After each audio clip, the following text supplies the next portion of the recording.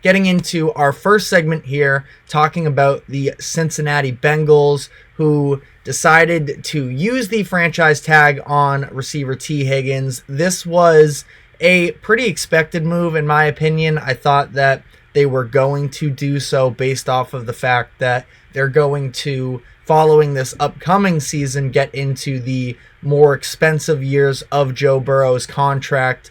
And this seems like this is a year where, after he dealt with a lot of injuries last season, they can sort of retool, bring the group back together, and try and make another run here, as they are the only team, specifically Joe Burrow is the only quarterback in the NFL that has beaten Patrick Mahomes in the playoffs before. So just sort of running this back for one last season with this iteration for the most part, and sort of evaluating from there. Now, as it currently stands, it will be a one-year contract worth about $21.8 million.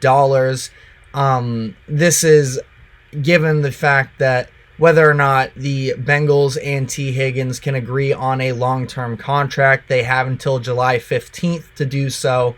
It made sense, I think, for them to sort of get ahead of this as soon as possible, not let him hit the open market, and see if they can work something out.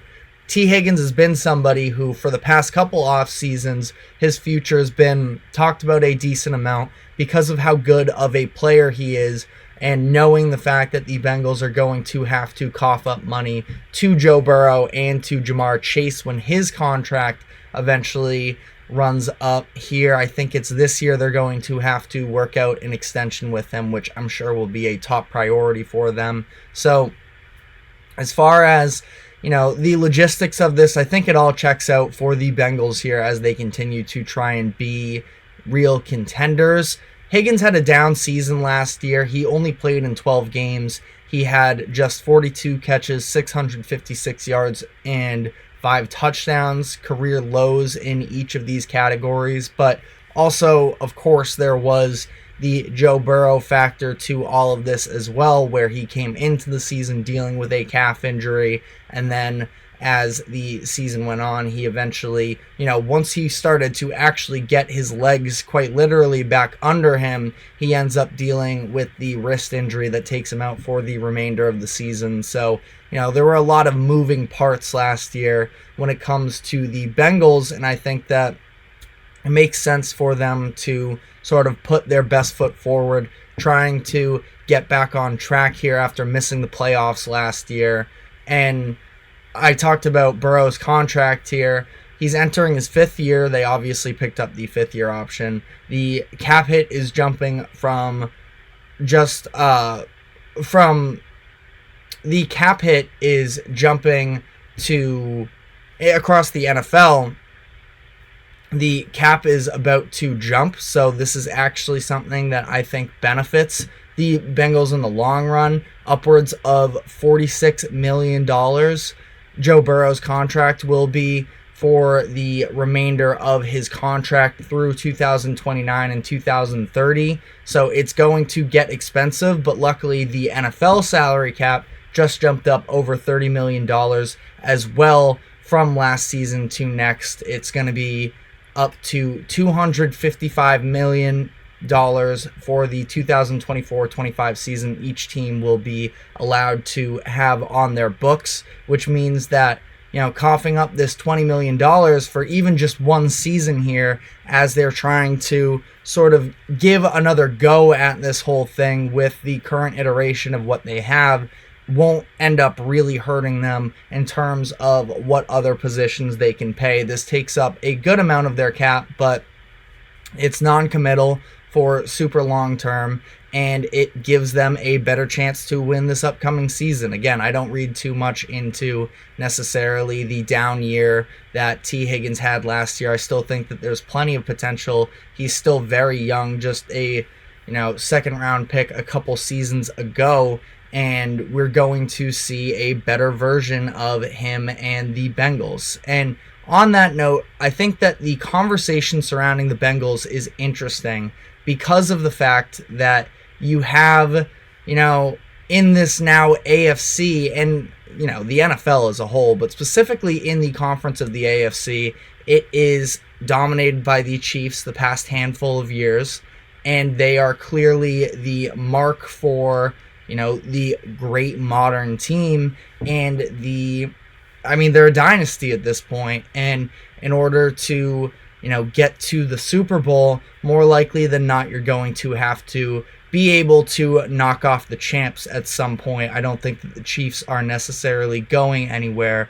They could definitely look different next year with, sort of the identity with that team. And also, for the Chiefs here, especially with this upcoming jump in the salary cap, that could be huge for them in terms of being able to re-sign their two cornerstones on defense between Chris Jones and L'Jarius Sneed. So, as much as this salary cap jump helps everybody, I do think that it particularly gives a benefit to the defending champs trying to retain as much of their championship roster as possible. We already knew that L'Jarius Sneed he's coming into this offseason with the expectation that he's going to get paid. And I think that is even more possible for him to get paid in Kansas City because of this jump. Now, that being said, I think that the Bengals are the biggest threat to the Chiefs in the AFC. Now, yes, of course, it's a little bit because of the fact that the Bengals are the only ones who have been able to knock off the Chiefs in the AFC, other than the Tom Brady-led Patriots that are no longer, any sort of a factor. So it's because of that, but I also do have a ton of faith in Joe Burrow, as I think he's the second best quarterback in the NFL, obviously behind Mahomes. And I do think that there's a ton of talent on that roster, and they've sort of built it up to better suit Joe Burrow and the offense of it. Now, their defense looked a lot different last season, given the departure of both of their starting safeties, Jesse Bates and Von Bell. That was clearly a different look for them, and it did hurt them to some degree. They have Dax Hill, who they drafted late in the first round a couple years ago, and it took him a little bit really to get his legs fully under him. And I still think that there's a ton of talent there. There's a reason they took him in the first round, and we've seen some of the flashes. But just the defense as a whole, sort of went through a little bit of a retooling. I wouldn't call it a rebuild. And now they're coming into this next season where obviously it's not a benefit that they weren't as good this year. It stinks to lose your starting quarterback. And again, Tee Higgins missed a handful of games as well. So the year didn't go as they imagined it coming into the season, but they get a better draft pick now as a result, and they can go into next year with the hopes and expectations that they can return back to the version of themselves when everybody was fully healthy. And I still think that all the key contributors, at least on the offensive side, are still very much there and are still factors. I don't think that we're going to see any sort of a drop-off. Now, Hayden Hurst isn't there from a tight end perspective. Joe Burrow, he has definitely enjoyed using his tight ends over the years, and that's maybe not quite as impactful as it was in the past, but they still were able to sort of, muster up some of that production from their tight ends. Tanner Hudson and Drew Sample, both guys that weren't really expected to be all too much. I think that when they brought in Irv Smith Jr. from the Vikings, that was more so expected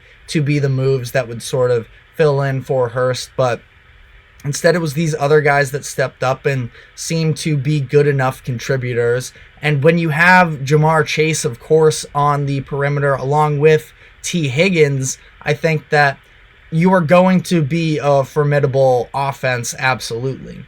So, I think that it's very interesting when you hear a lot of these debates around Joe Burrow and the Bengals, and generally who is going to be the biggest competitor for the Chiefs in the AFC.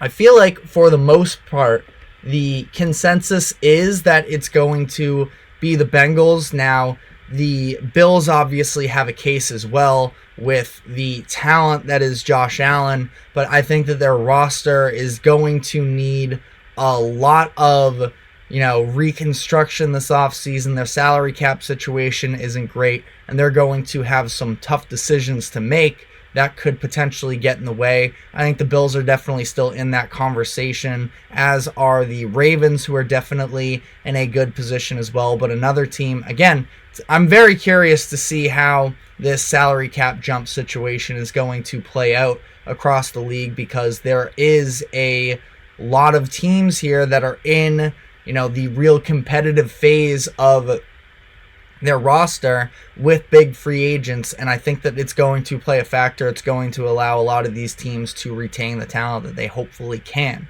So when it comes to this debate, though, of who is the biggest competitor for the Chiefs, I feel like I've seen a lot of Bengals, but only if Joe Burrow is injured. And there's an asterisk that sort of sticks around, follows Joe Burrow around, as if it is sort of becoming a thing. And that's what I sort of wanted to talk about here is Joe Burrow being injured a storyline that's going to follow him through his career? Because what's interesting is during college, injuries were not a part of his story. He obviously didn't play the first couple seasons, but that was due to being in an Ohio State quarterback locker room that had tons of talent, and he just, wasn't quite the caliber. The coaches didn't trust him necessarily, as they had some first-round picks in those locker rooms as well, So definitely,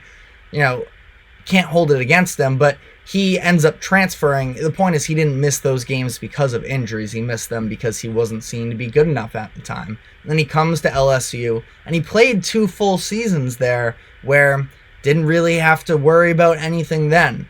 But it really came during, of course, his rookie year when he was tackled by Chase Young and destroyed all kinds of ligaments in his knee, where I believe it is his left knee, and it was a torn ACL, a torn MCL, a torn PCL. So it was definitely a very devastating injury, and that was as a result of the Bengals' offensive line was terrible when he first arrived there in Cincinnati. So he misses the majority of his rookie season. He ends up not majority. He plays 10 games in that season, so he got to play a lot on a very bad Bengals team, but that was sort of where you tear all these different things in your knee. The last time I remember a quarterback, up and coming that specifically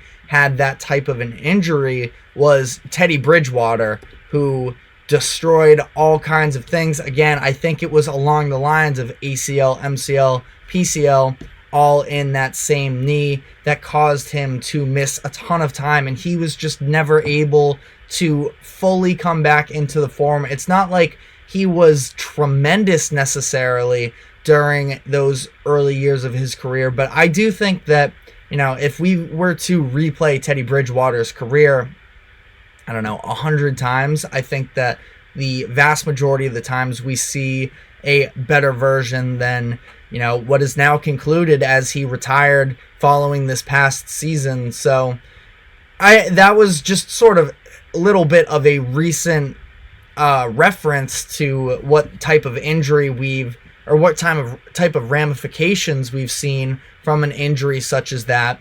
And he comes back, Burrow does, and he ends up going to a Super Bowl. So it really wasn't anything to worry about necessarily. He was able to play the majority of the next 2 seasons, but then coming into training camp this year, it is a calf injury, and it's the same calf that it's the calf on the same leg as his knee injury.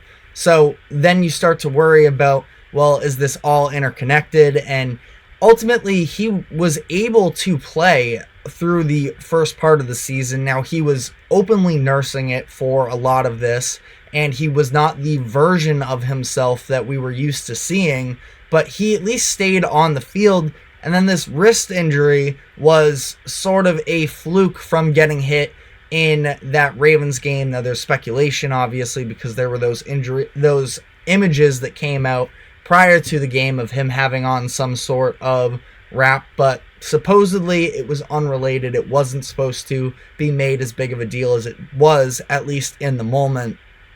So that's kind of where we're at with Burrow. And I find it interesting how many analysts say that there is this condition about Joe Burrow and openly pointing it out as if it's going to be a massive concern. Because if we're talking about the Bills or the Ravens, where the Ravens, and to be fair, I don't think quite as many people are maybe necessarily putting the Ravens to be back, but I feel like that conversation isn't the Ravens if Lamar Jackson is healthy, or the Bills if Josh Allen is healthy. For the most part, any of these teams, if they lose their starting quarterback, then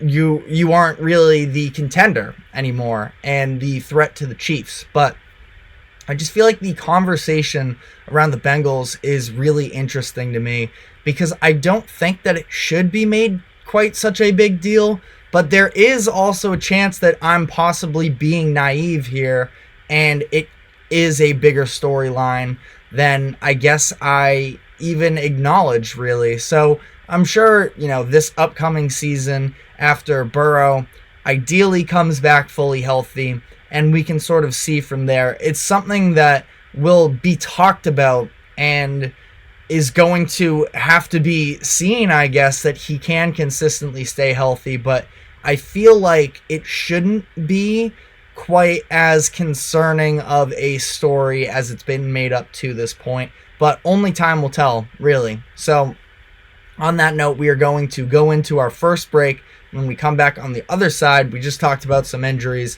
We are going to be talking about a new injury that just took place with one of the NBA All-Stars this past year. So stick with us and we will be right back.